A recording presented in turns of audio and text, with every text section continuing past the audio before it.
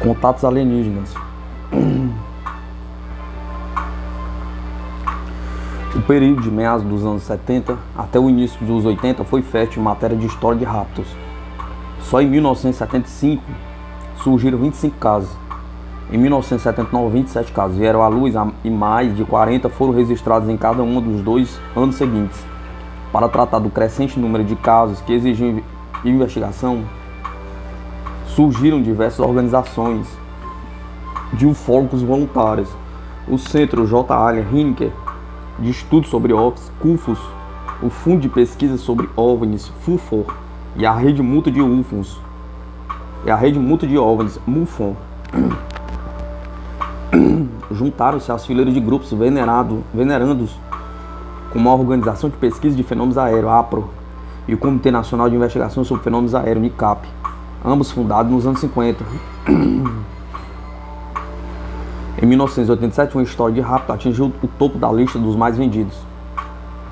Em comunhão, um escritor popular de contos de horror chamado Whitley Strieber registrou experiências que dizia terem acontecido com ele em uma cabana isolada no norte do estado de Nova York. De acordo com o livro, ele foi raptado de sua cama por um alienígena enquanto sua esposa dormia ao seu lado.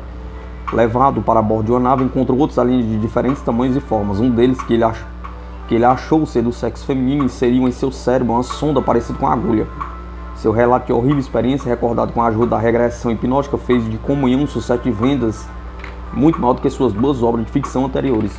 Por ocasião da publicação do livro, havia tantas histórias de americanos que afirmavam ter sido raptados por discos voadores que o assunto estava assumindo proporções de fenômeno psicossocial. Brotaram em diversas partes do país grupos de apoio, nos quais supostamente vítimas de sequestro faziam discussões terapêuticas de seus problemas. Foi criada até uma conferência anual para os raptados, reunida pela primeira vez em 1980 na Universidade de Yming, sob os auspícios de um antigo investigador de OVNIs, Leo Sprinkler, que frequentemente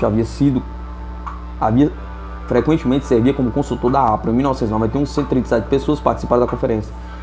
Para impor um pouco de ordem à profusão de incidentes com extraterrestres que eram relatados, J. Allen Hynek, um conhecido pesquisador, desenvolveu no início dos anos 70 uma hierarquia de tipos de contato. Seu sistema começava com 3 categorias inferiores de visão de OVNIs na distância. A mais baixa era a visão de luz no céu noturno, seguida por discos avistados à luz do dia e por visões apoiadas por leituras de radar. Mais importante eram suas 3 classes de contatos mais diretos, que ele chamou de contatos imediatos.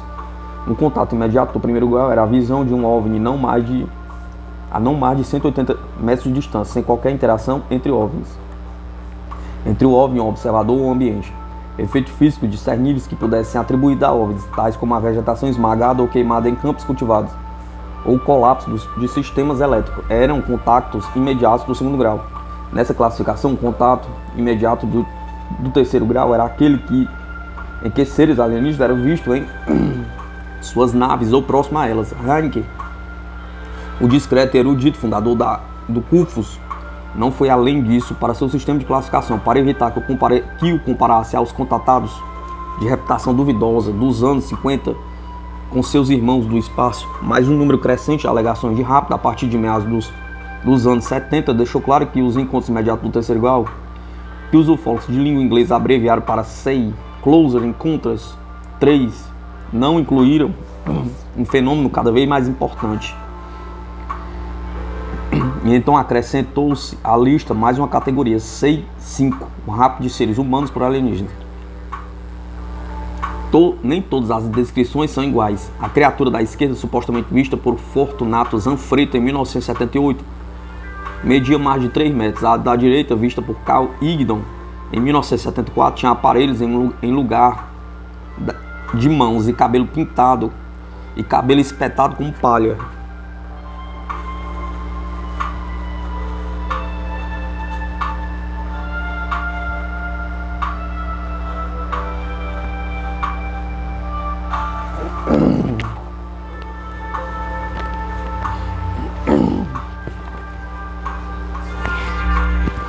Embora a maior parte dos relatos de sequestro continue a vir dos Estados Unidos, histórias semelhantes também foram descobertas em outros países, as quais atuam grupos organizados de investigadores sobre OVNIs, em especial na Argentina, no Brasil, no Reino Unido e na Austrália. Uma dessas histórias falava até de um paraquedista que desapareceu em plena queda livre, reaparecendo 3 dias depois para contar que foram interceptados no ar por um disco voador. No final dos anos 80, já havia um número suficiente de pessoas que diziam ter sido raptadas para que os investigadores se dispusessem a fazer uma análise demográfica da formação e da personalidade delas. Foi demonstrado que as vítimas vinham de todas as classes sociais, embora seu nível de instrução fosse um pouco mais alto do que o da média geral. Cerca de 2/3 pertenciam ao sexo masculino, com uma ligeira predominância de indivíduos cujo trabalho os levava a estar sozinhos fora de casa à noite. Policiais, lavradores, caminhoneiros, caixeiros, viajantes, na maior parte das vezes, o rapto era uma experiência solitária. Aparentemente, a única predileção óbvia dos alienígenas era por adultos jovens. Um número desproporcional de vítimas tinha entre 20 e 40 anos de idade. Um inglês de 77 anos afirmou ter sido raptado em agosto de 1983 e libertado após um exame superficial. Pelo visto, ele não estava de acordo com a encomenda. A uniformidade foi muito menor na hora de descrever a aparência dos alienígenas. Os raptados descreveram quase todos os tipos concebíveis de criaturas, de gigantes a anões, do humanoide ao bizarro, figuras que lembravam os irmãos do espaço. Apareceram em alguns relatos. Um caminhoneiro brasileiro que afirmou ter sido levado quando trocava um pneu à noite, descreveu seus captores como 2 loiros de cabelo curto e uma loira de cabelo comprido, vestidos de roupas prateadas. Todavia, as criaturas de um alardeado caso italiano eram bem menos atraentes. Após pedir ajuda à sua base por rádio, um guarda de segurança de 26 anos, Fortunato Zanfretta, foi descoberto por seus colegas atirando em um prado com total confusão mental, sob hipnose. Ele contou ter sido raptado por monstros de 3 metros de altura, pela pele verde, triângulos amarelados no lugar dos olhos, veias vermelhas na cabeça e orelhas pontudas. As criaturas que carregaram 2 pescadores perto de Pascagoula, no estado do Mississippi, tinham um rosto sem olhos e garras no lugar das mãos. Sua pele cinzenta lembrava um embrulho ou uma bandagem, o que lhes dava a aparência de uma múmia. Um rapaz de 21 anos que disse ter sido arrancado de seu carro em 1975 viu seres de cerca de 1,35 m de altura, com a cabeça em forma de cogumelo e sem bocas ou orelhas visíveis. Mas talvez o mais estranho de todos os alienígenas descritos seja um que, segundo conta, aprisionou um homem de Wyoming chamado Carl Higdon, que estava caçando. A criatura, que disse se chamar Alço, era alta e pouco atraente, sem queixo, com as pernas arqueadas e poucos dentes, raros tufos de cabelo e aparelhos estranhos no lugar das mãos. Este, porém, foram os casos esquisitos. Na maioria dos relatos, em particular naqueles melhor documentados, aparece uma imagem mais coerente de humanoides um pouco mais baixos do que o terráqueo médio, com cabeças grandes, olhos grandes e compleição franzina. Típicos dessa descrição foram os seres que apareceram para Beth Anderson, a mãe de 7 filhos, que, com uma série de relatos de raptos ocorridos ao longo de quase 40 anos, forneceu material para 3 livros diferentes. Lembrando-se de um sequestro ocorrido em 1967, ela descreveu criaturas de 1 metro a 1,35 m de altura. Seus rostos tinham a forma de uma pera invertida e eram, segundo os padrões humanos, grandes demais para seus corpos. Seus grandes olhos, parecidos com os de um gato, situavam-se ao lado da cabeça. A pele era cinzenta e eles vestiam uniformes apertados. Descrições similares apareceram com regularidade em outros relatos. Sob hipnose, Sarah Shaw descreveu um de seus raptores. A cabeça dele é alongada, não é bem oval, é como um ovo, mas um ovo que não é mais largo numa ponta do que na outra. É ovalada, é oblonga. Se tiver algum cabelo, está debaixo dessa máscara apertada. É como uma máscara de esqui, mas é quase parte da pele. É como se tivesse sido pulverizado com um jato de flocos, como se estivesse vestido com uma capa de flocos. Tem olhos que são como uma máscara de esqui, quase como uma máscara de esqui. Tem 2 aberturas para os olhos, mas eu só vejo aquilo que chamamos de cor de pele. Não vejo olhos, nem pupilas, nem cílios. É quase como uma membrana cor da pele.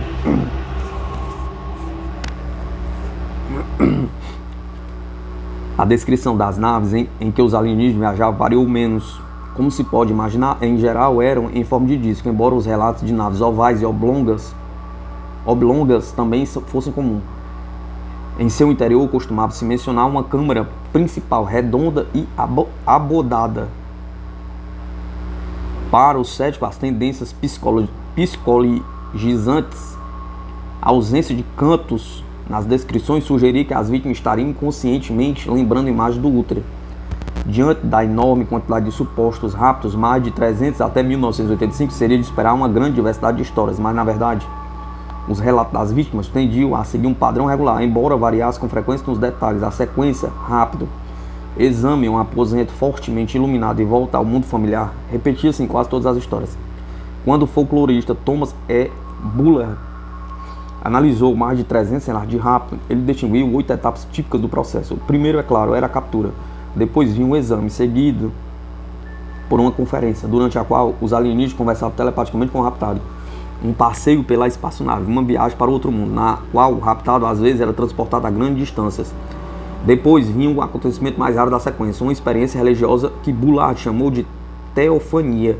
O regresso ao mundo normal marcava o final do rapto. A última etapa de Bullard era a sequela, muitas vezes nociva. As vítimas continuavam a sentir perturbações durante longos períodos após a experiência de sequestro. Embora apenas um dos casos tivesse todas as 8 etapas, virtualmente todos apresentavam várias delas, em geral da mesma ordem. Em busca do tempo perdido. Considerado outrora como passatempo, a hipnose hoje em dia é utilizada com frequência em medicina, odontologia, psicoterapia e até na aplicação da lei. Torna-se também um dos principais instrumentos para investigações de raptos por alienígenas em todo o mundo. Na maior parte das vezes, os peritos usam a hipnose apenas como instrumento de investigação, buscando descobrir o que aconteceu durante os períodos de tempo perdido que atormentavam muitos supostos raptados. Os hipnotizados são instados a reviver e descrever experiências reprimidas por ordem dos alienígenas. A hipótese também pode ser uma ferramenta terapêutica para aliviar a ansiedade e a tensão que sofrem as pessoas que acreditam ter visto um OVNI ou acham que foram raptadas, mas a controvérsia envolve o uso da hipnose para revelar memórias supostamente reprimidas. Os céticos sustentam que as pessoas podem distorcer ou inventar informações e que muitas vezes suas lembranças refletem suas próprias fantasias, temores e desejos, em vez de revelar evidências alienígenas. Os investigadores de OVNIs admitem que isso é possível. Apesar disso, assinalam que as experiências relatadas sob hipnose pela memória das vítimas do rapto são parecidas demais. Na verdade, para justificar que se descarta o fenômeno do rapto sem mais nem menos. Em 15 de abril de 1989, Tony Constantino hipnotiza Jack Wayne no caso de Allagash, de 1974, sob as vistas de Raymond Fuller, um veterano investigador de OVNIs.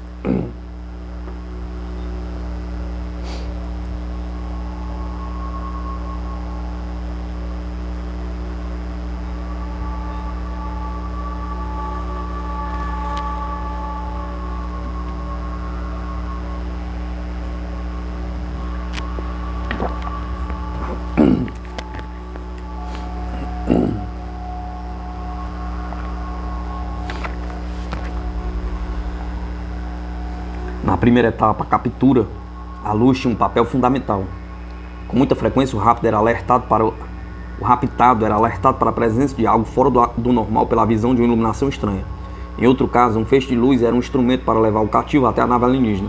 Muitas das vítimas descreveram uma sensação de flutuação ao serem transportados para o OVNI.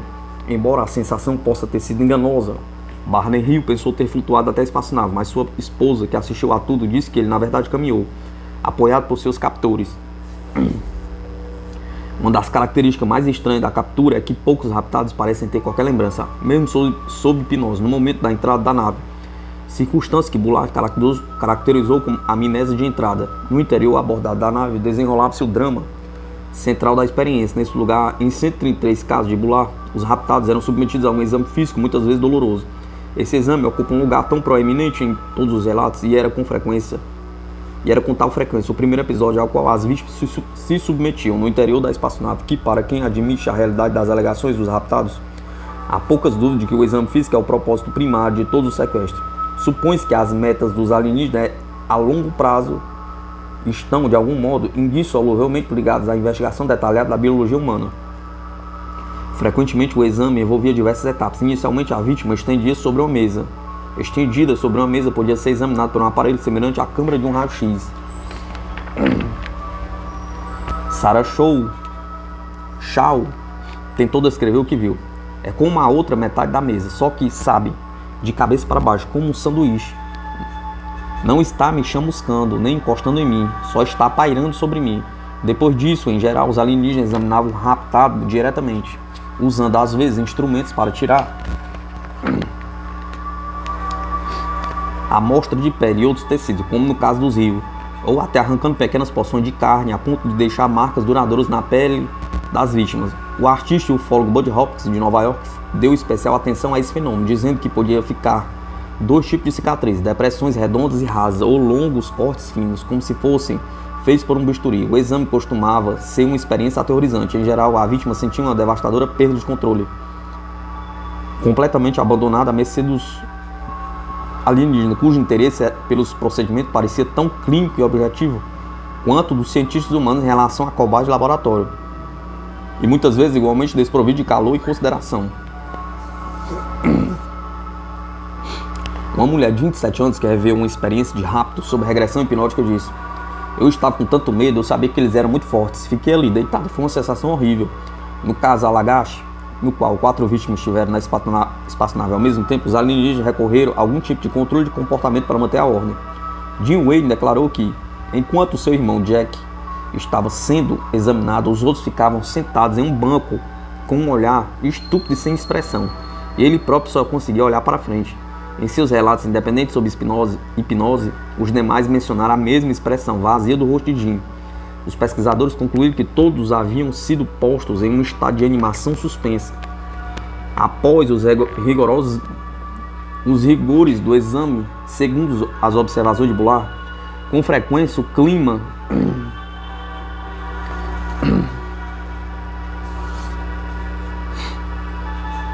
ficava mais leve, e então começava a fase descrita como conferência. Os seres relaxam, ficam mais lentos e mais calorosos para com o cativo. Chegou a retirá-lo da sala de exames carregada de impressões infelizes, levando para outra parte da nave. Essa mudança para uma atmosfera mais amistosa é notável, pois de repente os seres começam a tratar o cativo como um ser humano, e até como um hóspede, e nada como uma cobaia.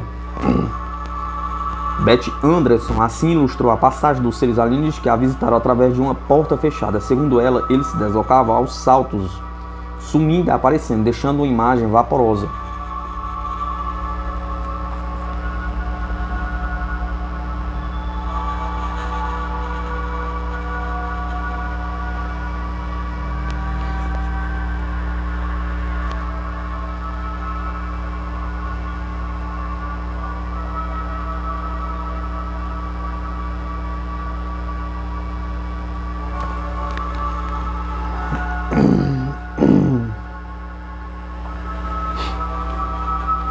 Em certas ocasiões, os alienígenas entabularam uma conversa telepática com suas vítimas. Às vezes, as palavras deles, relatadas sob hipnose pelos sequestrados, lembravam as platitudes bem intencionadas dos irmãos do espaço. Os raptores de Beth Anderson disseram que eram os vigias, zeladores da natureza e das formas naturais. Eles amam a humanidade, disse, asseverou Beth. Amam o planeta Terra e vêm cuidando dele e do homem desde o começo. Eles procuram o espírito em todas as coisas. O homem está destruindo muito a natureza. Eles têm curiosidade acerca das emoções humanas. De acordo com outros sequestrados, seus captores demonstraram curiosidade semelhante acerca das coisas terrenas, mas pareciam mais motivados por seus próprios interesses. Um empresário californiano de 53 anos contou que os alienígenas estavam interessados nos seres humanos porque sua própria sociedade, embora altamente desenvolvida do ponto de vista tecnológico, havia perdido certas qualidades que penduravam nos homens. O que aconteceu a eles foi a perda da identidade, da individualidade e da singularidade, afirmou. Um artista de 50 anos representou o seu rapto. Enquanto flutuava acima do próprio corpo alienígena, removia seus óvulos. Homens e mulheres de todos os cantos do mundo teriam sido submetidos a operações parecidas.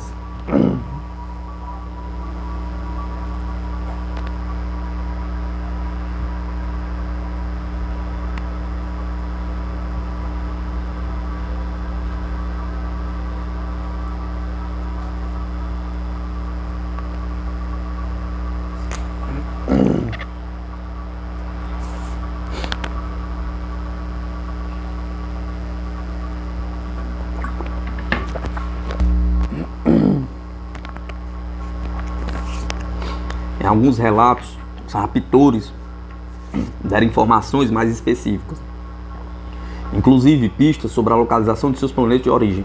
Betty Hill pode ver um mapa estelar que continha um planeta de seus sequestradores, mas o próprio alienígena explicou: esse conhecimento não lhe seria de muita valia, pois ela não tinha meios de relacionar o mapa com a Terra. Mesmo assim, ela foi capaz, sob hipnose, de esboçar um desenho aproximado do que vira. Mais tarde, uma professora primária de Ohio, chamada Marjorie Fish, passaria 5 anos tentando relacionar o esboço com a localização das estrelas conhecidas, sugerindo finalmente que o planeta de origem dos alienígenas poderia situar-se na vizinhança de Zeta 2 Retículo, a metade de um sistema de estrelas gêmeas em uma pequena constelação visível no hemisfério sul, a 36 anos-luz da Terra. Outros astrônomos não ficaram tão convencidos disso. O astrofísico Carl Sagan usou o computador para traçar um mapa de posições estelares de Marjorie Fish e não viu qualquer semelhança com o desenho de Betty Hill. As profecias de acontecimentos futuros feitas às vezes pelos alienígenas revelam-se ainda mais persuasivas. Um sargento do Estado-Maior da Força Aérea Americana afirmou que seus captores tinham lhe informado que voltariam publicamente dentro de 3 anos. Não voltaram. Consta que os sequestradores dos pescadores de Pascagoula também teriam lhe prevenido para esperar outra visita até 1983, ocasião em que fariam a humanidade afastada do seu caminho destrutivo. O mundo continua à espera. As previsões fracassadas proporcionaram uma poderosa munição para os céticos. Em contrapartida, os que acreditam na realidade dos sequestros apontam para um padrão enganador discernível no comportamento dos alienígenas, esconder sua motivação real das vítimas. Por exemplo, os crentes afirmam que as falsas profecias são uma cortina de fumaça com o propósito duplo de mascarar os desígnios reais dos raptores e solapar a credibilidade dos raptados que afirmam ter visto.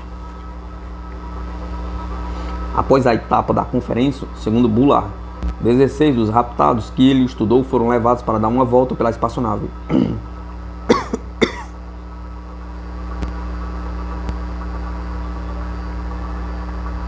Um destes foi Herbert Skirmer, guarda rodoviário estadual, que disse ter visto um OVNI em uma estrada de Nebraska em dezembro de 1967. Depois, sob hipnose, revelou uma experiência de rapto. Afirmou ter sido levado para uma espécie de ronda de inspeção técnica, durante a qual ficou sabendo que a nave era feita de magnésio puro.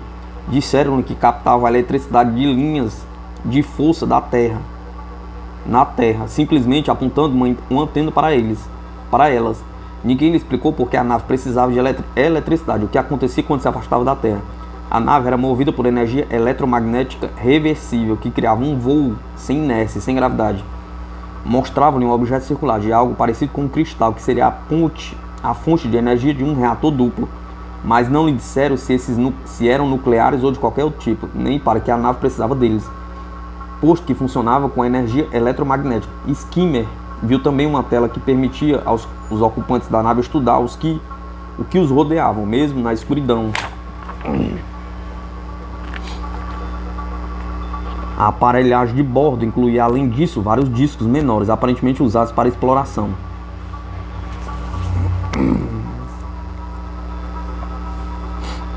Os relatos desses passeios pelas naves costumam ser menos informativos do que os pesquisadores gostariam, pois as testemunhas careciam de conhecimentos e até de palavras para explicar exatamente o que haviam visto.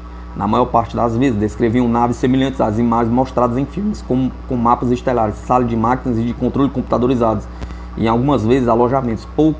Poucas descrições tinham detalhes tão notáveis quanto o viveiro que Betty Anderson disse ter visto durante um dos seus raptos. Ao entrar nele, teve a impressão de que se tratava de um mundo distinto, de bosques e águas, e viu até um pequeno lago com peixes. Quando uma porta se abriu e a luz inundou o aposento, tornou-se evidente que aquele ambiente pastoril fora criado a bordo da espaçonave. Ainda mais espetacular para atrair a imaginação era a quinta etapa de Bullard, a viagem em outro mundo. Característica que ele encontrou em 54 os relatos que estudou. Ele deu o mesmo nome para todas as viagens. Embora em alguns delas os sequestrados não tivessem deixado a Terra, deslocando-se apenas a bordo das naves de seus captores. Entre os destinos relatados estava Nova York, as pirâmides do Egito, um destroyer da Marinha Americana e um suposto campo de aterrissagem para OVNIs no Polo Norte. Mas as viagens mais interessantes, sem dúvida, eram as que levavam a domínios totalmente estranhos. Algumas testemunhas descreveram cenários desolados e sem vida. com árvores atrofiadas, recortando-se contra um horizonte vazio. Outros raptados viram paisagens luxuriantes de vida vegetal alienígena. Houve descrições de cidades futuristas com ruas suspensas e de fábricas de OVNIs ou de cristais, aparentemente usados para a produção de energia. É provável que nenhum relato seja mais extraordinário do que os das aventuras de Beth Anderson com os alienígenas. Ao ser hipnotizada em 1977 e em 1980, ela lembrou-se de ter sido raptada de sua casa 2 vezes. Em 1950, quando tinha 13 anos, e de novo em 1967. Suas supostas experiências nessas ocasiões têm características decididamente religiosas, místicas. Contou ter passado através da água na nave alienígena, vindo a emergir um território ocupado por criaturas estranhas e assustadoras, e falou em um mundo onírico banhado em luz, com aglomerados de cristais flutuantes em uma pirâmide. No final da jornada, havia uma criatura que poderia ter surgido das páginas do livro da Revelação. Ela viu uma nave gigantesca, parecida com uma águia de pescoço comprido, que foi consumida por chamas diante de seus olhos, tal como a fênix da lenda, só que das cinzas saiu um gordo verme cinzento. Recordando sua viagem a outro mundo em 1950, Beth Anderson pintou-se deitada em um disco, um material parecido com geleia, e usando um aparelho alienígena para manter a língua no lugar.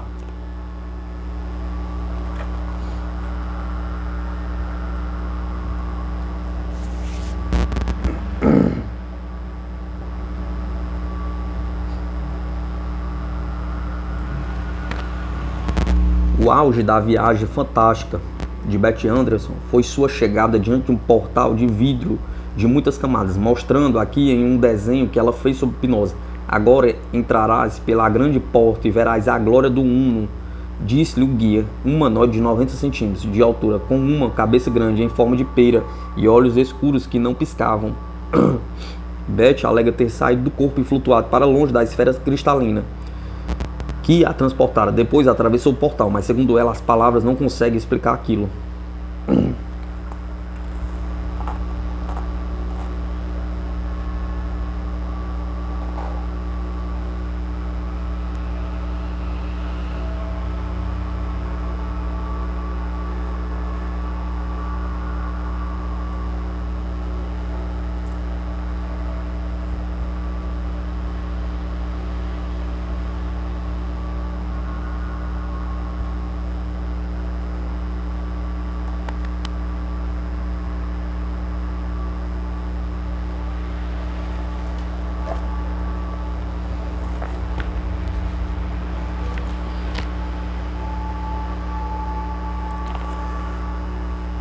Durante uma regressão hipnótica dedicada ao rapto,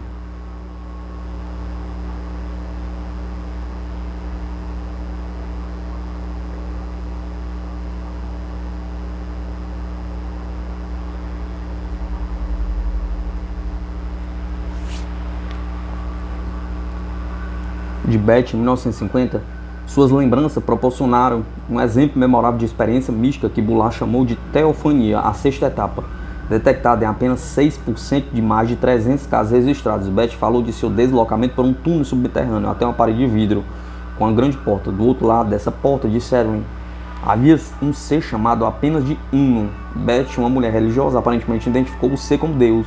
Viu então uma imagem dupla de si mesma, que talvez representasse seu espírito,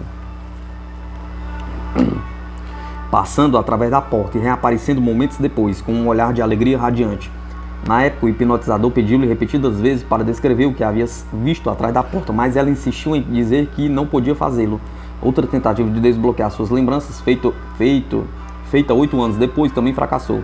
Apesar de o hipnotizador, tentando reduzir o conteúdo emocionante da experiência, ter sugerido que ela a observasse como se estivesse sendo projetado na tela de um televisor. Tem uma luz brilhante saindo da TV, reagiu Beth. É esquisita, tem raios de luz branca brilhante, como se a tela fosse um holofote, e brilhante demais, meus olhos estão doendo. Reconhecendo que ela estava sentindo dor, o hipnotizador encerrou a sessão, e Beth continuou a queixar-se de dores de cabeça e nos olhos por vários dias. Em comparação com os prodígios da viagem e outros mundos, Bullard observou um sentido de anticlímax na descrição do regresso. A sétima de suas categorias e a última etapa extraterrestre da experiência de rapto. O episódio é desprezado em muitos relatos, pois a captura é simplesmente revertida, sem acrescentar muita coisa realmente nova. Uma notável exceção foi o testemunho sobre a hipnose de Chuck Hack, um dos 4 homens raptados em Allagash, segundo o qual, no momento de voltar para a Terra, ele e seus companheiros foram levados até a parede da espaçonave, onde, como nos filmes de ficção científica, apareceu uma passagem. É quase como um lugar na parede onde acontece uma coisa, ou então, como está penetrando em uma membrana. Pondo de lado a exceção de Allagash, em geral, os sequestradores se despedem de seus cativos, talvez pedindo segredo ou induzindo a perda de memória. Então a vítima é devolvida ao mundo terreno normal. Embora para aquele que volta de uma experiência desse tipo, a normalidade possa parecer um status dúbio, esse padrão costuma repetir-se, resumindo pelo menos a história daqueles que voltaram.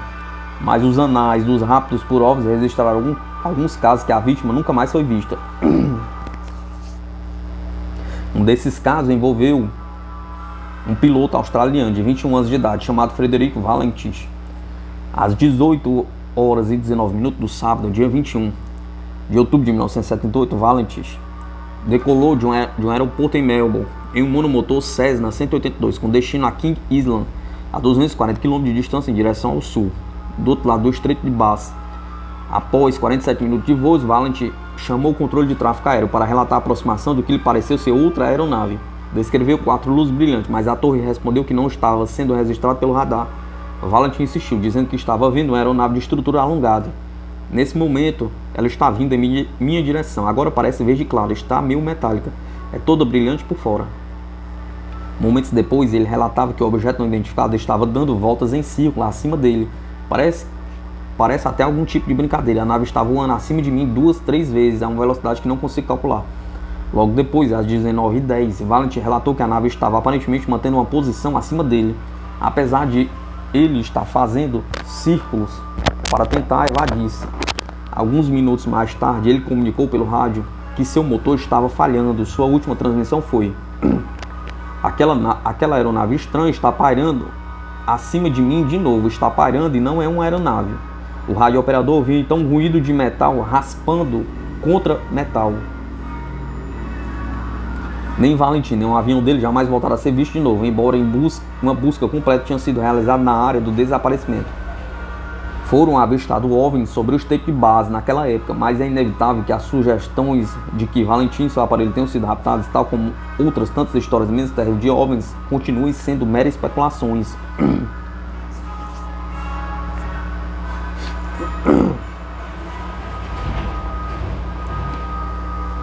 Um fã de OVNI deixa esse mundo. Embora Granger Taylor não tivesse sequer o ginásio completo, quem o conheceu afirma que ele estava longe de ser um ignorante. Alguns dizem até que era um gênio, um jovem mecânico tão talentoso que conseguia sozinho trazer de volta à vida máquinas de terraplanagem enferrujadas e tratores há muito esquecidos, ou devolver carros com dezenas de anos ao esplendor do seu giro de vitrine. Taylor trabalhou como auxiliar de manutenção por cerca de 1 ano após largar a escola.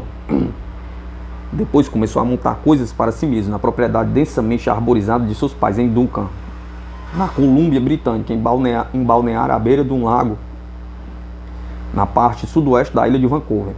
Em um piscar de olhos, o terreno tomou ares de um agitado depósito de automóveis, carros velhos sob os abetos, equipamento de solda e motores canibalizados espalhados entre os arbustos.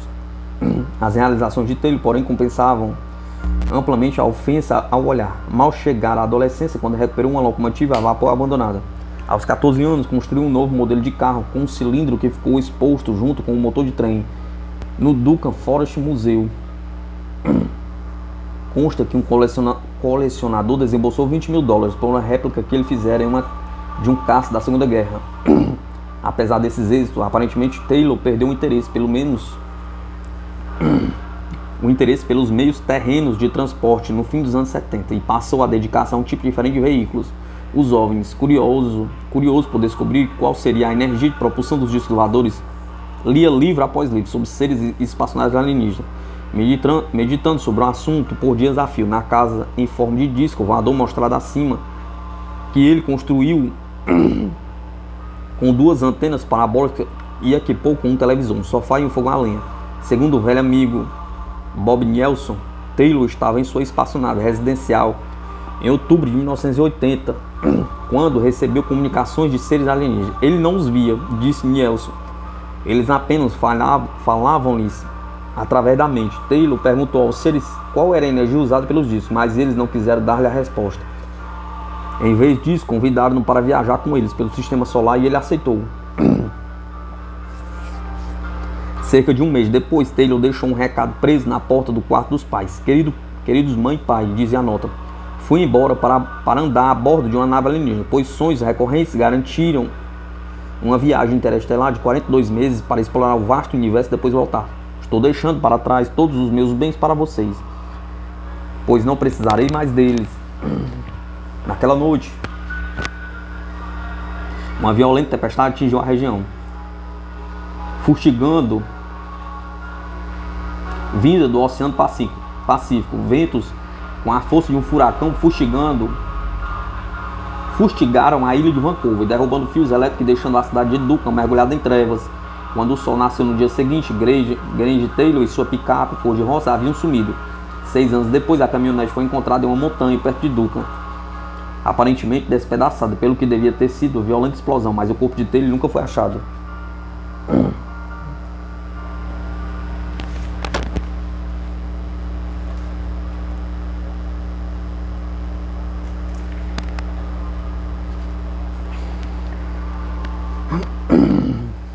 A falta de provas comprobatórias, no caso de Valentic, reflete o problema central dos propósitos relatos de rapto. A falta de provas concretas, na maior parte das vezes, as pessoas que tentam avaliar a realidade objetiva da experiência não têm nada para servir como base, além da palavra dos raptados sobre o que aconteceu. Em uma das fases da sequência estabelecida por Bullard, porém, as manifestações são óbvias. Trata-se do fenômeno que ele rotulou de sequela. Em muitos casos, os indivíduos que diziam ter sido raptados apresentavam sintomas físicos e psicológicos que sugeriram experiências altamente estressantes. Às vezes, esses efeitos passavam rapidamente, mas em outros casos deixavam cicatrizes duradouras. Houve certas manifestações físicas. Muitas vítimas relataram náuseas e dores de cabeça persistente, bem como um aumento de sensibilidade táctil. Apareceram marcas de queimaduras e, em alguns casos, erupções na pele.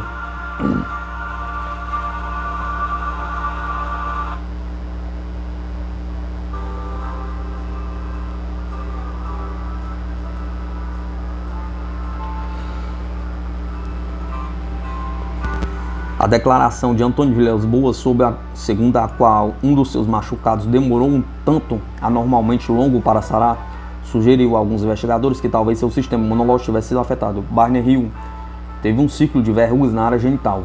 Em seu testemunho sobre hipnose, ele afirmou que seus captores haviam colocado um aparelho côncavo sobre sua virilha. Diversos sequestrados queixaram-se de ardor e congestão nos olhos. Todas as 3 mulheres raptadas no Kentucky em 1976 tiveram problemas nos olhos. Uma delas manifestou-se uma conjuntivite grave, sendo ela a única que não usava óculos. Alguns pesquisadores especularam que as lentes poderiam ter proporcionado um certo grau de proteção às outras, talvez por bloquear a radiação ultravioleta. Na manhã de 17 de agosto de 1988, o ufólogo Raymond Fuller encontrou uma depressão rasa e circular em sua canela direita, indolor, com cerca de 1,5 cm de diâmetro e 75 mm de profundidade. O misterioso afundamento lembrava a cicatriz exibida por muitas supostas vítimas de exames físicos por alienígenas. Marcas semelhantes apareceram nos membros dos raptados de Kate Davis e Jack Weiner, sem que eles fossem capazes de explicá-las.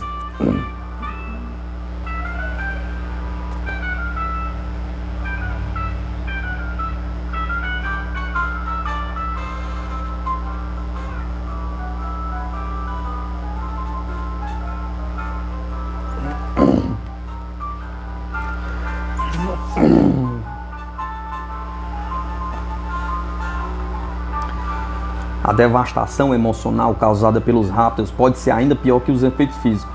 No mínimo, um certo grau de depressão manifestou-se nos sequestrados, que relataram efeitos como insônia, ansiedade e ataques ocasionais de pânico.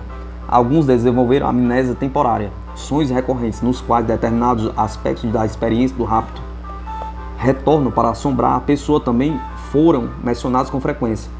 Os psicólogos que examinaram essa lista não tardam em notar um padrão familiar. Os sintomas descritos tinham uma notável semelhança com os manifestos em veteranos de guerra e em vítimas de sequestro de avião, sobreviventes de acidentes quase fatais e outras experiências profundamente traumáticas. Nesses casos, a condição resultante, marcada por voltas recorrentes, a causa originária da perturbação, incapacitação de concentrar-se, extremo nervosismo e uma sensação geral de alienação e afastamento. Era normalmente classificado como distúrbio de estresse pós-traumático, DEPT.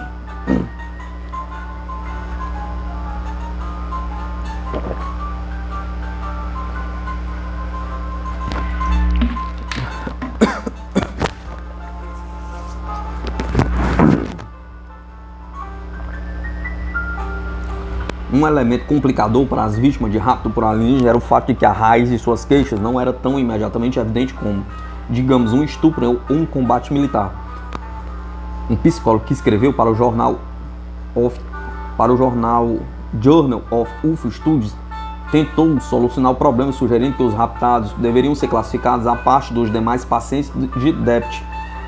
Propôs que fossem agrupados juntamente com as vítimas de outros traumas ocultos, tais como abuso sexual de criança ou tortura psicológica, sob um rótulo separado.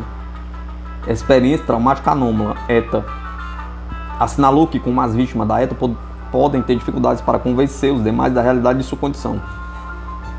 Algumas podem até desenvolver sintomas psicossomáticos, como recurso para confirmar a autenticidade de sua dor.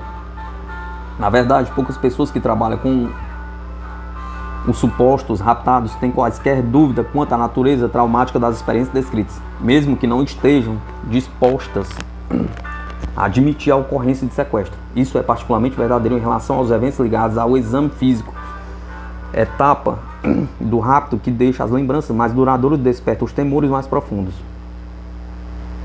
Um grupo de pessoas que acreditam ter sido raptadas reúne-se com ufólogos na casa do artista investigador de OVNIs, Bud Hopkins. Uma delas comentou: olhamos uns para os outros e dissemos: não acredito na história dela, não acredito na história dele, não acredito na sua história, não acredito na minha história. No entanto, nós partilhamos um consolo, pois, afinal, dá na mesma. Não entendemos, mas algo aconteceu.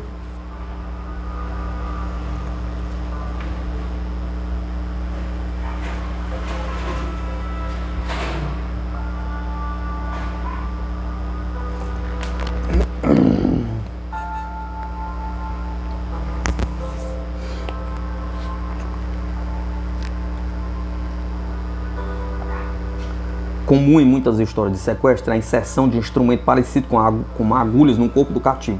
Nesse aspecto, o relato de Betty Hill viria a ser o protótipo das experiências que seriam descritas por muitos raptados subsequentes em 1987. Por exemplo, um californiano de 34 anos de idade lembrou sobre hipnose que havia sido raptado 3 anos antes por alienígenas de 1,50 m de altura, quando estava se preparando para ir para a cama, na casa de seus pais, em San Fernando Valley. Olhei para cima e estava enfiando aquela agulha na minha barriga, era muito comprida, talvez uns 60 centímetros de comprimento, e pareceu-me grossa demais para ser enfiada em mim. À medida que ela ia entrando, comecei a ficar em pânico. Contudo, ele foi acalmado por seus captores, e um fluido escuro foi injetado em seu umbigo sem que ele sentisse qualquer dor. Mas esses relatos são de tal modo parecidos com os de Betty Hill que alguns observadores especulam que pode refletir lembranças inconscientes do seriado de televisão baseado no livro dela. Outro aspecto do exame físico revela uma perturbadora orientação sexual que levou os críticos a ver neles o reflexo de ansiedades psicossexuais normalmente reprimidas. Certos relatos parecem sugerir profundos temores de invasão sexual. As vítimas falam de grandes objetos de metal introduzidos em seu reto ou de arames inseridos no cano uretral. Um raptado afirmou que virou para olhar a mesa de exame e de repente estava assistindo Há uma reprise de seus encontros sexuais do passado em uma espécie de tela de TV. Pelo menos 2 mulheres contaram que haviam sido violentadas por seus captores.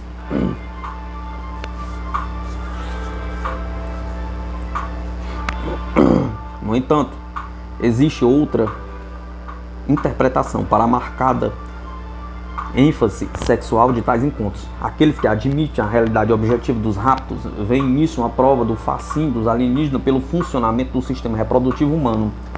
Nas palavras de Bud Hawkins, um dos destacados expoentes nessa posição, o foco central de todo o fenômeno dos OVNIs é o estudo e uso laboratorial de seres humanos, com especial atenção para as nossas propriedades físicas, genéticas e reprodutivas.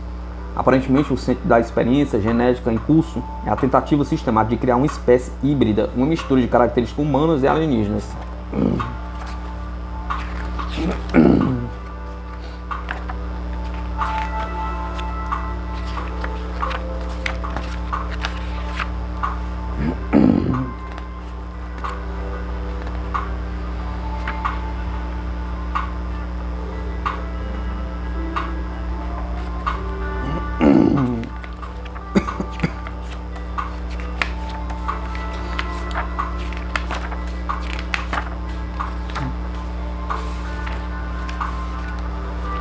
Na opinião de Hopkins, os homens foram raptados em primeiro lugar para fornecer amostras de esperma e as mulheres para serem inseminadas. Os embriões resultantes teriam sido removidos em raptos subsequentes. Em apoio à sua tese, que pode parecer fantástica, Hopkins cita casos que ele próprio estudou, apresentados em seus livros. Em sua obra de 1987, Intrusos, ele conta em detalhes um caso assim.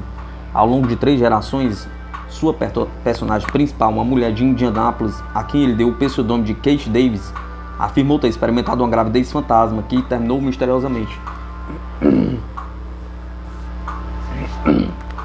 Sob hipnose, ela lembrou-se de não só de que o bebê fora removido de seu útero por seres alienígenas, mas também de ter sido raptado outra vez, quando lhe deram um bebê para acalentar em um aparente exercício de criação de vínculos. Por mais improvável que a teoria de Hopkins possa parecer, ela foi apoiada por relatos de outros raptados. Uma artista da Califórnia expressou sob hipnose a convicção de que seus captores estavam tentando extrair seus óvulos. Foi isso que eles fizeram. A sonda estava tirando um óvulo. Vão tentar reproduzir-nos, gritou ela. Um ginecologista identificou os procedimentos cirúrgicos descritos nos relatos de alguns dos raptores como laparoscopia, um processo de remoção de óvulos que é usado para a concepção de bebês de proveito. Betty Anderson afirmou até ter testemunhado pessoalmente o programa de procriação dos alienígenas em ação. Em uma de suas muitas regressões hipnóticas, ela contou ter visto alienígenas de cabeça grande removendo um feto pequeno e de aparência estranha de uma mulher que parecia humana.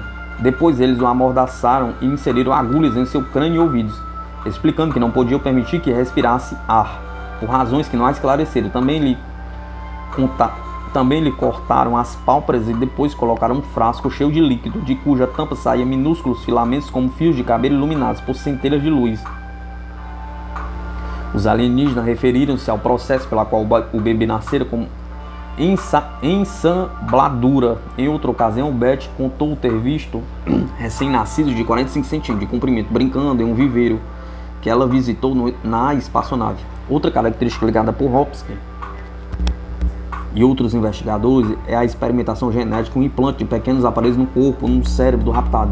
As vítimas costumam afirmar que uma pequena ponta ou pedaço de metal foi inserido em uma de suas narinas, com a ajuda de uma sonda de arame. Betty Anderson assegura lembrar-se de como os alienígenas retiraram dela um desses objetos, da qual saíam pequenos fios. Mas uma tentativa de fazer com que ela descrevesse a implantação desses aparelhos sob hipnose fracassou, aparentemente porque ela considerou a experiência dolorosa demais para ser revivida. Uma criatura de outro mundo segura um frasco cheio de líquido com um feto que é parte humano, parte alienígena. Nessa cena de horror desenhada por Betty Anderson, com base em suas lembranças evocadas sob hipnose, em 1987, ela conta que em um rapto anterior assistira impotente os alienígenas prenderem uma gestante em uma mesa e removerem o feto. Depois disso, o rosto angustiado e suplicante da mulher sempre aparece nos olhos de Betty.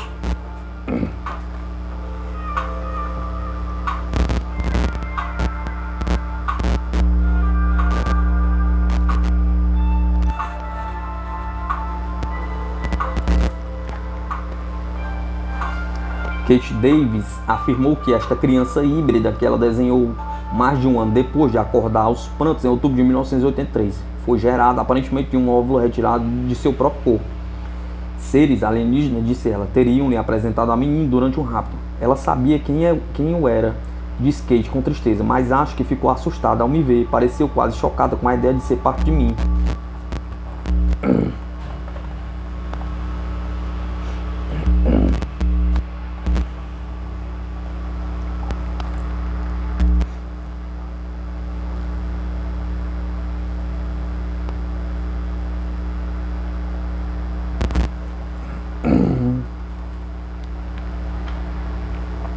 Os adeptos da teoria da experiência genética veem nesses aparelhos um meio pela qual os raptores podem manter-se em contato regular com a vítima, que se torna assim, nas palavras expressivas de Hopkins, um animal marcado. Uma implicação óbvia do conceito de marca é que as vítimas voltarão a ser vistas por aquele que as marcaram. Os pesquisadores encontraram indivíduos que acreditam ter sido marcados desse modo. Um deles é uma mulher de negócio chamada Susan Winstead. Sua primeira experiência com OVNIs aconteceu em 1973. Ela estava indo de carro para uma conferência quando notou uma nave que havia pousado em um campo. 4 anos depois, contou a história a um pesquisador que surgiu submetê-la a uma hipnose. A regressão hipnótica revelou que ela fora raptada e colocada nua, presa a uma mesa, para ser submetida a um exame físico. 6 anos depois, Susan procurou o pesquisador novamente. Desta vez, ela relatou sonhos recorrentes sobre seus captores. Via-os vindo buscá-la em seu quarto, levando-a pelos ares para fora do quarto até a espaçonave e para a mesa de exames. Agora, porém, ela estava sendo assediada por imagens nítidas de sondas metálicas introduzidas em suas narinas. Outras sessões hipnóticas revelaram que ela fora raptada sucessivas vezes, nas quais os incidentes com que sonhava haviam acontecido. A conclusão de Susan foi que os alienígenas escolheram certas pessoas para serem cobaias humanas e depois voltaram periodicamente para verificar seus progressos.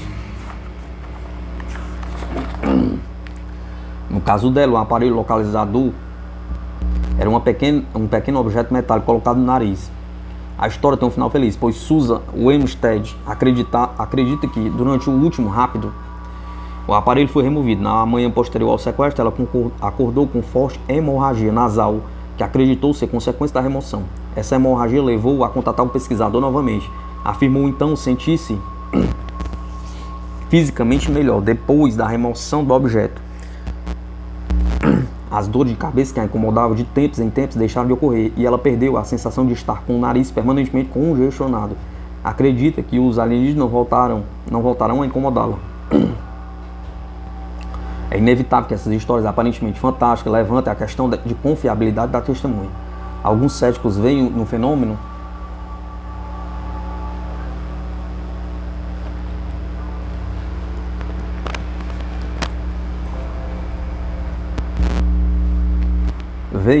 dos raptos um engano totalmente consciente. O argumento de que nenhum indivíduo normal poderia inventar histórias tão bizarras foi posto em dúvida pela revelação de pelo menos uma suposta raptada que assistiu a uma das primeiras conferências na Universidade de Wyoming, que fez precisamente isso. Christy Danes foi tema de uma reportagem da revista Nature Inquirer por causa da história que havia contado. Nessa reportagem, o respeitado ufólogo Leo Splinker foi citado, dizendo que este é um dos casos de raptos mais notáveis que jamais me deparei. Posteriormente, Christie revelou que inventara a história do rapto para chamar a atenção para suas preocupações com o futuro da humanidade. Segundo declarou, ela acredita que as alegações de rapto por OVNIs representam simplesmente para algumas pessoas sonhos e aspirações irrealizadas. E o único modo que encontrou para obter alguma satisfação é fabricar algum tipo de história para conseguir a atenção de que precisam. Apesar desse golpe contra a fé dos entusiastas dos OVNIs, alguns pesquisadores assinalam que a maioria dos raptados foi dolorosamente sincera. Parece haver poucos motivos para duvidar de sua fé nas histórias que contam. Aceitando isso, outros observadores que duvidam da realidade objetiva desses relatos sugerem que os sequestrados podem refletir um estado psicológico particular, chamado de personalidade com tendência para a fantasia. Alguns céticos sugerem até que as estranhas histórias podem resultar de epilepsia do lobo temporal, entre cujos sintomas estão complexos, alucinações visuais ou auditivas, seguidas por um período de semiconsciência e às vezes de amnésia. À medida que as declarações dos raptados vão aumentando em número, a questão da veracidade vai se tornando uma das mais urgentes nesse debate.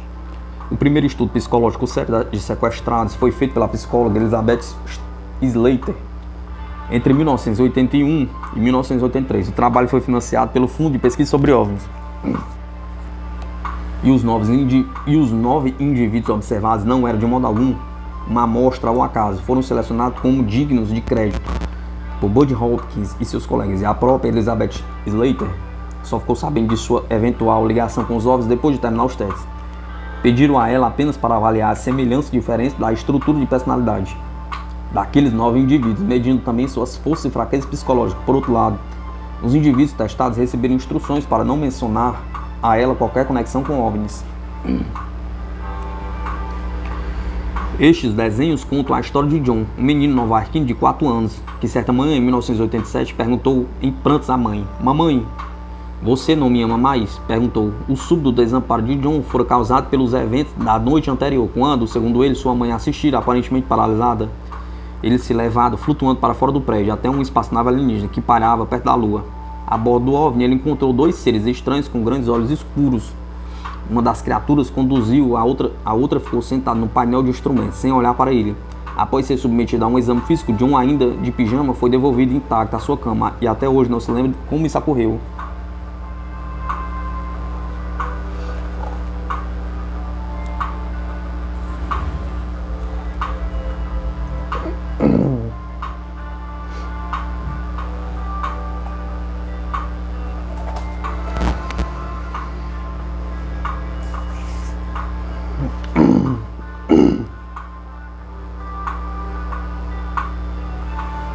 Usando uma bateria de testes psicológicos comum, ela determinou que, como grupo, os indivíduos estudados estavam acima da média em inteligência, eram sensíveis à fantasia, mostravam indícios de distúrbios narcisistas e tinham problemas nos relacionamentos pessoais. Mencionou também que alguns deles estavam simplesmente assoberbados pela ansiedade.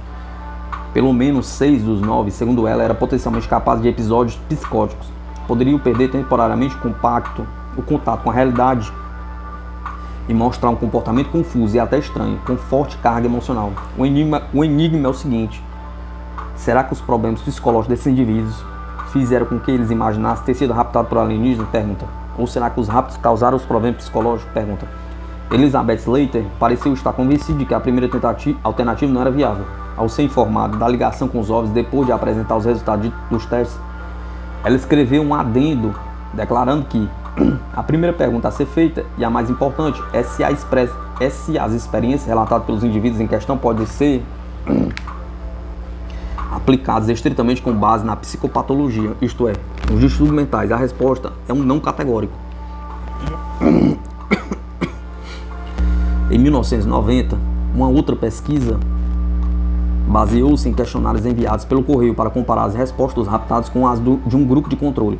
Os raptados demonstraram uma incidência acima da média de traumas infantis, como um número particularmente alto de abusos sexuais. Tais resultados, é claro, reforçaram o argumento dos céticos de que os relatos dos raptos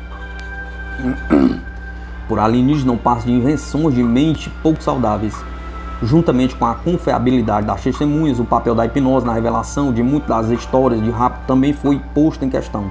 As técnicas de regressão hipnótica tiveram um papel essencial na explicação do tempo perdido.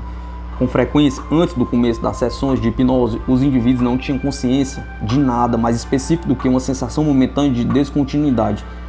Alguns críticos alegam que a técnica aumentada a sugestibilidade da testemunha, possibilitando que o pesquisador conduza suas lembranças na direção que quiser. Até mesmo os defensores da hipnose admitem o perigo de confubulação, processo pela qual as pessoas hipnotizadas preenchem lacunas de suas lembranças, inventando detalhes adicionais. Em uma tentativa de responder a essas críticas, dois ufólogos da Califórnia montaram uma experiência, puseram um anúncio no jornal dos estudantes de uma universidade local pedindo que tipos criativos e verbais se apresentassem como voluntários para uma experiência interessante com hipnose e imaginação. Selecionaram 8 candidatos, tendo o cuidado de deixar fora qualquer óbvio entusiasta de OVNIs. Depois de hipnotizá-los, poderiam-lhe, para imaginar que haviam sido levados a bordo de um disco voador, pediram-lhe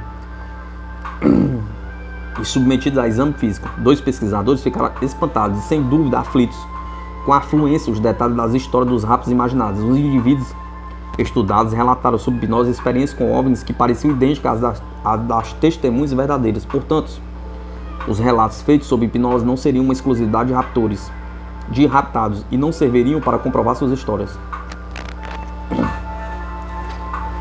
Os que estão convencidos da realidade dos raptos por OVNIs retrucam que, na verdade, a hipnose ocorreu apenas em uma pequena parte dos relatos de rapto, que as circunstâncias das entrevistas dos raptos imaginários eram diferentes das verdadeiras e que a mera imaginação não poderia explicar fenômenos tais como os raptos de várias testemunhas ao mesmo tempo e os vestígios físicos deixados nas vítimas ou nos ambientes em que eles se encontravam.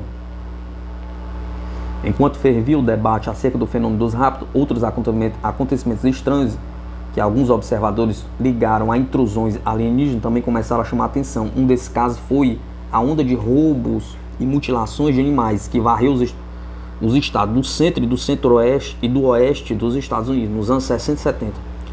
Embora no início os elos parecessem tênues, logo se ouviram vozes afirmando a existência de uma conexão significativa entre os raptos e as mutilações de animais.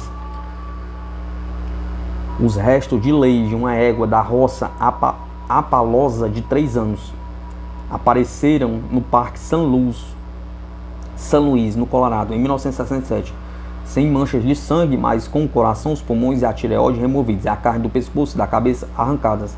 Na ilustração inferior, o corte serrilhado no couro de uma vaca encontrada mutilada em 1975 lembra o efeito cauterizador de um laser cirúrgico.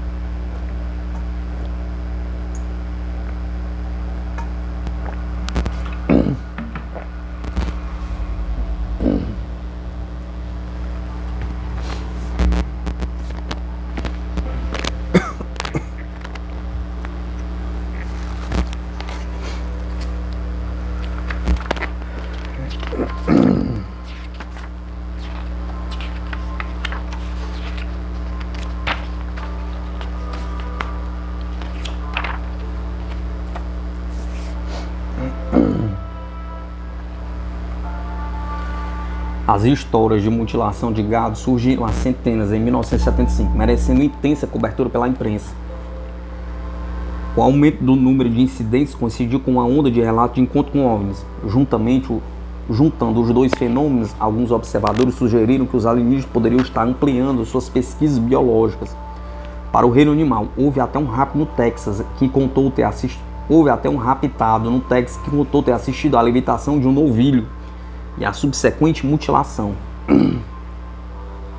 e desmembramento deste a bordo de uma nave alienígena. Certamente o que acontecia nesses casos de mutilação parecia no início suficientemente estranho para estimular as especulações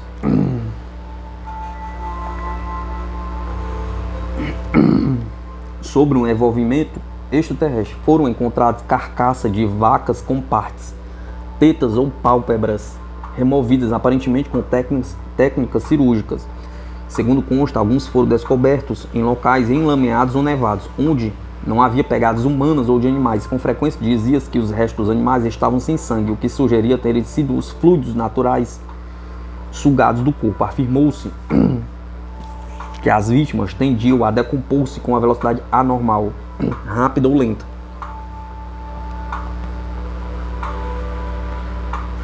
O mais estranho de tudo foi a sugestão de que os predadores se recusavam a alimentar-se dos animais mortos e que os cães nas fazendas se amedrontavam com eles.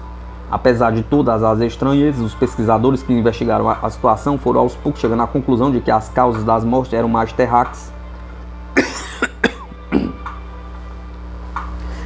terráqueas do que alienígenas. No relatório do Departamento de Investigação do Colorado, estimava que 70% do gado havia morrido de causas naturais. Veterinários assinalaram que a aparente falta de sangue das carcaças podia ser explicada pelo fato de que o sangue se oxida após a morte, perdendo a cor, fenômeno que podia enganar observadores não especializados. A chamada remoção cirúrgica das pálpebras, tetas e outros tecidos macios também foi contestada. Segundo os pesquisadores, estas eram precisamente as partes que os pequenos animais de rapina achariam mais fácil devorar. Os animais de rapina de maior porte podem ter deixado de comer os restos por acaso ou em virtude da presença de doenças dos cadáveres. Além das explicações encontradas na natureza, foi levantada a possibilidade de que havia um toque humano nas mortes. Alguns pesquisadores especulam que membros de cultos anônimos estivessem matando animais para usá-los em rituais satânicos. Até mesmo razões prosaicas, com fraude de seguros, poderia ser motivada algumas das mortes. Normalmente, os apólices sobre o gado não cobrem morte. Por causas naturais, mas diante de suspeita de ação criminosa, os proprietários poderiam reivindicar legitimamente o prêmio do seguro, mesmo não tendo sido estabelecida uma conexão alienígena convincente. No caso das mutilações de animais, uma possibilidade bem mais assustadora surgiu com uma nova linha de investigação que ligava os extraterrestres a uma longa série de misteriosas mortes de seres humanos. Em 1990, o ufólogo Jacques Vallée, nascido na França, publicou Confrontações, um sumário de 10 anos de investigações feitas por ele.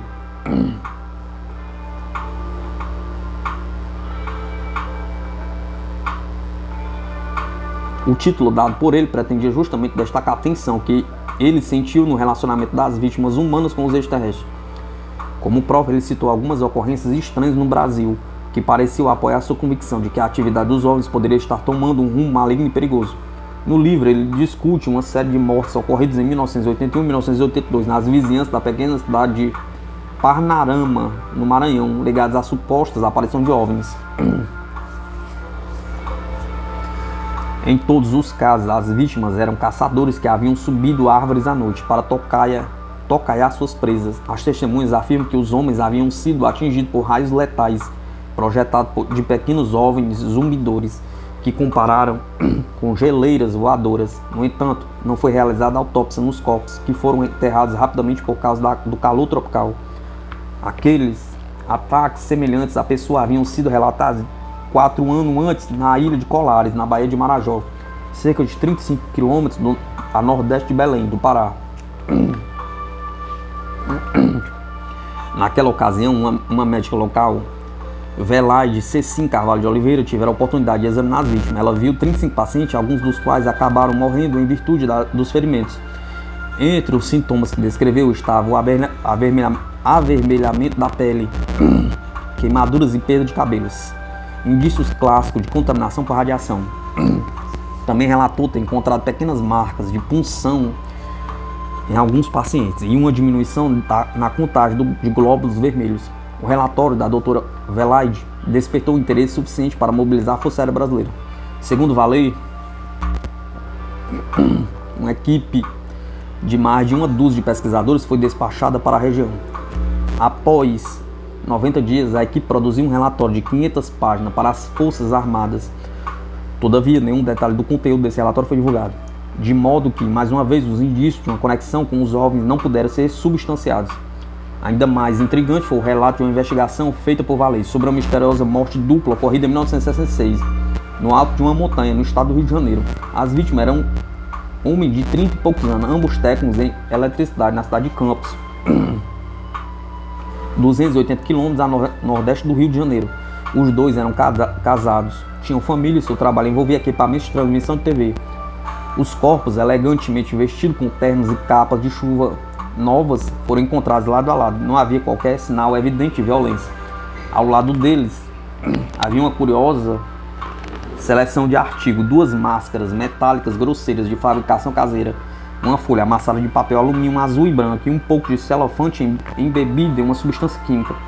Também havia pedaços de papel com anotações escritas à mão. Um deles tinha formas elétricas elementares. Outro dizia: encontro no local designado às 4h30. Ingerir as cápsulas às 6h30. Quando fizerem efeito, proteger metade do rosto com as máscaras de chumbo. Esperar pelo sinal combinado. Investigações posteriores revelaram que os 2 homens aparentemente pertenciam a uma sociedade espiritualista interessada na paranormalidade. Era uma voz corrente que, entre seus objetivos, estava a comunicação com outros planetas. A polícia ficou sabendo que os 2 haviam tomado parte em experiências que envolviam a explosão de bombas caseiras.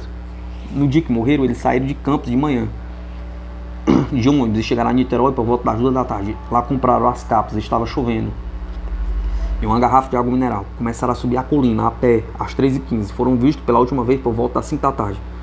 Os corpos foram encontrados 3 dias depois, em um local isolado, a cerca de 200 metros do corpo do topo da colina.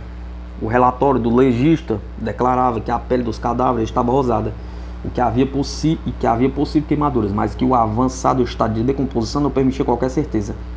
2 autópsias separadas não encontraram sinal algum de envenenamento. A causa oficial da morte foi parada cardíaca. Consta que pouco antes do incidente foram observada a atividade de OVNIs na região. Um gerente de 54 anos de idade e sua família haviam denunciado o aparecimento de um objeto elíptico, luminoso, pairando a cerca de 30 metros de altura.